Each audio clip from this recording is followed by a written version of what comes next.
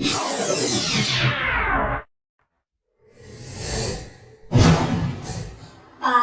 2 बचपन। मैं तुम्हें अपने बचपन की ओर ले जाऊंगी। मैं तुमसे कुछ इतनी बड़ी हूँ कि तुम्हारी दादी भी हो सकती हूँ, तुम्हारी नानी भी, बड़ी बुआ भी, बड़ी मौसी भी। परिवार में मुझे सभी लोग जीजी कहकर ही पुकारते हैं। हाँ, मैं इन दिनों कुछ बड़ा बड़ा यानी उम्र में सयाना महसूस करने लगी हूँ। शायद इसलिए कि पिछली शताब्दी में पैदा हुई थी। मेरे पहनने ओढ़ने में भी काफी बदलाव आए हैं। पहले मैं रंग बिरंगे कपड़े पहनती रही हूँ, नीला, जामुनी, ग्रे, काला, चॉकलेटी। अब मन कुछ ऐसा करता है कि सफेद पहनो, गहरे नहीं, हल्के रंग। मैंने पिछले दशकों में तरह तरह की पोशाकें पहनी हैं। पहले फ्रॉक, फिर निकरबॉकर, स्कर्ट, लहंगे, गरारे और अब चूड़ीदार और घेरदार कुर्ते। बचपन के कुछ फ्रॉक तो मुझे अब तक याद है। हल्की नीली और पीली धारी वाला फ्रॉक, गोल कॉलर और बाजू पर भी गोल कफ। एक हल्के गुलाबी रंग का बारीक चुन्नटों वाला घेरदार फ्रॉक, नीचे गुलाबी रंग की फ्रिल। उन दिनों फ्रॉक के ऊपर की जेब में रुमाल और बालों में इतराते रंग बिरंगे रिबन का चलन था। लेमन कलर का बड़े प्लेटों वाला गर्म फ्रॉक जिसके नीचे फर टकी थी। दो ट्यूनिक भी याद है, एक चॉकलेट रंग का और अंदर की कोटी प्याजी, दूसरा ग्रे और उसके साथ सफेद कोटी। मुझे अपने मोजे और स्टॉकिंग भी याद है। बचपन में हमें अपने मोजे खुद धोने पड़ते थे। वो नौकर या नौकरानी को नहीं दिए जा सकते थे, इसकी सख्त मनाही थी। हम बच्चे इतवार की सुबह इसी में लगाते। धो लेने के बाद अपने अपने जूते पॉलिश करके चमकाते। जब जूते कपड़े या ब्रश से रगड़ते तो पॉलिश की चमक उभरने लगती। सरवर, मुझे आज भी बूट पॉलिश करना अच्छा लगता है। हालांकि अब नई नई किस्म के शू आ चुके हैं। कहना होगा कि ये पहले से कहीं ज्यादा आरामदेह हैं। हमें जब नए जूते मिलते उसके साथ ही छालों का इलाज शुरू हो जाता। जब कभी लंबी सैर पर निकलते अपने पास रुई जरूर रखते। जूता लगा तो रुई मोजे के अंदर। हाँ, हमारे तुम्हारे बचपन में तो बहुत फर्क हो चुका है। हर शनिचर को हमें ऑलिव ऑयल या कैस्टर ऑयल पीना पड़ता था। ये एक मुश्किल काम था। शनिचर को सुबह से ही नाक में इसकी गंध आने लगती। छोटे शीशे के गिलास जिन पर ठीक खुराक के लिए निशान पड़े रहते, उन्हें देखते ही मितली होने लगती। मुझे आज भी लगता है कि अगर हम ना भी पीते वो शनिवारी दवा तो कुछ ज्यादा बिगड़ने वाला नहीं था, सेहत ठीक ही रहती। तुम्हें बताऊंगी कि हमारे समय और तुम्हारे समय में कितनी दूरी हो चुकी है। यहाँ तक कि बचपन की दिलचस्पियाँ भी बदल गई हैं। उन दिनों कुछ घरों में ग्रामोफोन थे, रेडियो टेलीविजन नहीं थे। हमारे बचपन की कुल्फी आइसक्रीम हो गई, कचौड़ी समोसा पैटीज में बदल गया है, शहतूत और फालसे और खसखस की शरबत कोक पेप्सी में। उन दिनों कोक नहीं, लेमनेड, विम्टो मिलती थी।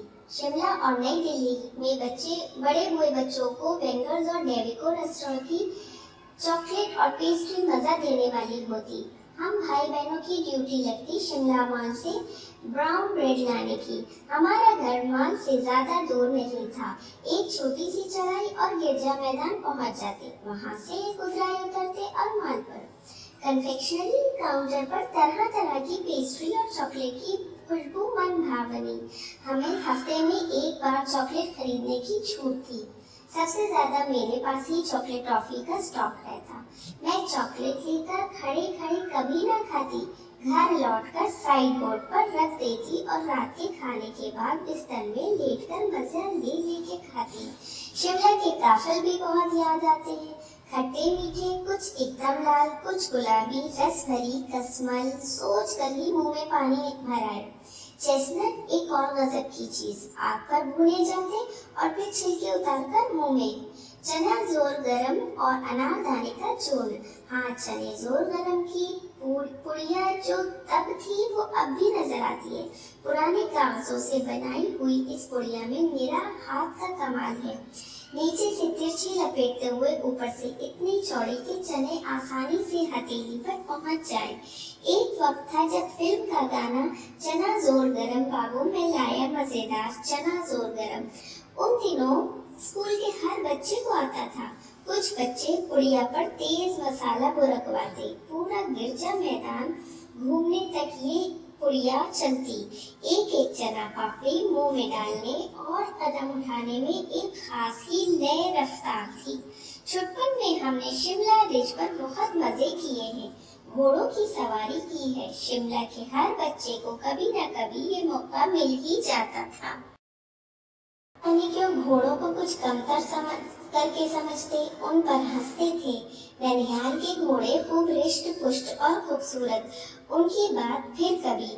शाम को रंग बिरंगे गुब्बारे, सामने जाखू का पहाड़, ऊंचा चर्च की घंटियां बजती तो दूर दूर तक उनकी गूंज फैल जाती। लगता इसके संगीत से प्रभु यीशु स्वयं कुछ कह रहे हैं।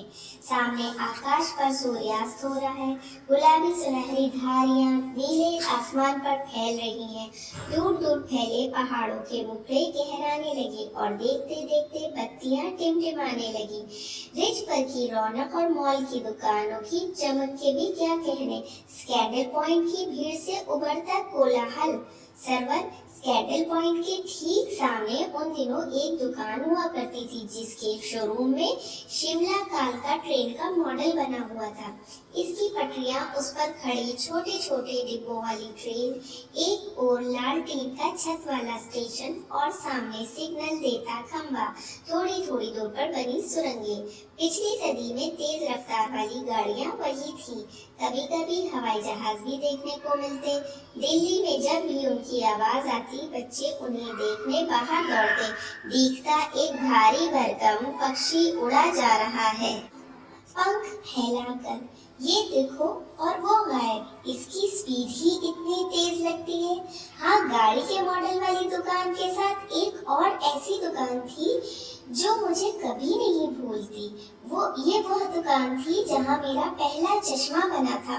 वहाँ आंखों के डॉक्टर अंग्रेज थे। शुरू में चश्मा लगाना बड़ा अटपटा लगा।